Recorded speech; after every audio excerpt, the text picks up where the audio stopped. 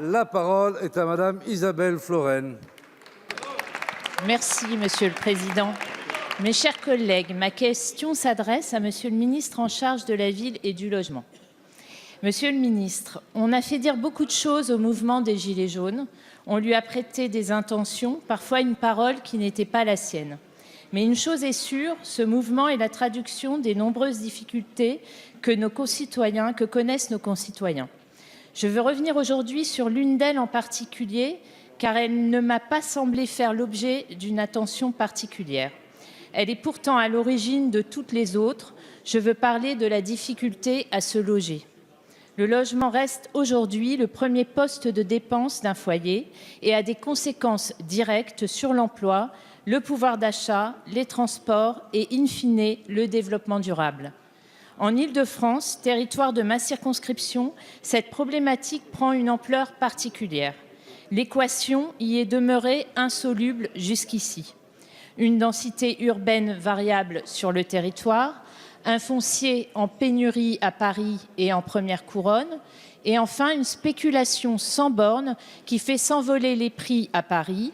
L'indice des prix immobiliers a quasiment grimpé de 50% en 10 ans, selon plusieurs études. Compte tenu de ces difficultés, comment envisager une politique foncière qui tienne compte des spécificités de nos territoires? Je pense ici évidemment à l'Île-de-France, mais cela vaut aussi pour les autres métropoles françaises. Ces territoires ont besoin d'outils spécifiques et d'une politique différenciée. Monsieur le ministre, la loi Elan a permis certaines avancées, mais la situation des zones tendues appelle d'urgence d'autres solutions. Quelles sont les propositions du gouvernement en la matière? Je vous remercie. Bravo. Merci, chers collègues. La parole est à Monsieur Julien Denormandie, ministre chargé de la Ville et du Logement.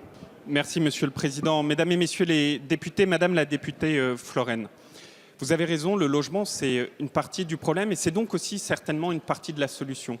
On ne peut pas se satisfaire de situations où le logement représente 30, 40, 50% des revenus mensuels.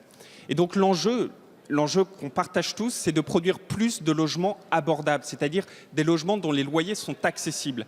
Alors comment on fait? Pour produire plus de logements abordables, il fallait d'abord consolider les bailleurs sociaux. Au-delà des inquiétudes qu'avaient exprimées les bailleurs sociaux, nous avons finalisé, signé en présence du Premier ministre il y a maintenant 10 jours, un accord unanime avec toutes les familles des bailleurs sociaux. Cet accord, il permet d'apporter plus de solidité financière aux bailleurs sociaux, avec de nouveaux financements. Et il permettra également, avec un engagement des bailleurs eux-mêmes, de produire 110 000 logements par an, mais également de rénover 25% de plus de logements. La rénovation est essentielle. Le deuxième élément pour produire plus de logements abordables, c'est de mettre en œuvre la loi Elan, vous l'avez dit, qui facilite l'acte de construction. Et puis le troisième élément pour produire du logement abordable, c'est de s'attaquer à la question du foncier. Le foncier, ça peut représenter jusqu'à 50% d'une opération immobilière. Alors qu'est-ce qu'on a déjà fait là-dessus? Cette majorité, et vous l'avez soutenu, a voté la modification de la fiscalité. La fiscalité sur le foncier était aberrante, il faut le dire. Aujourd'hui, avant que vous ne le votiez, plus vous gardiez un terrain longtemps, moins vous payiez d'impôts sur ce terrain. C'était ça la réalité. Et vous l'avez changé, et je m'adresse à tous les propriétaires de foncier.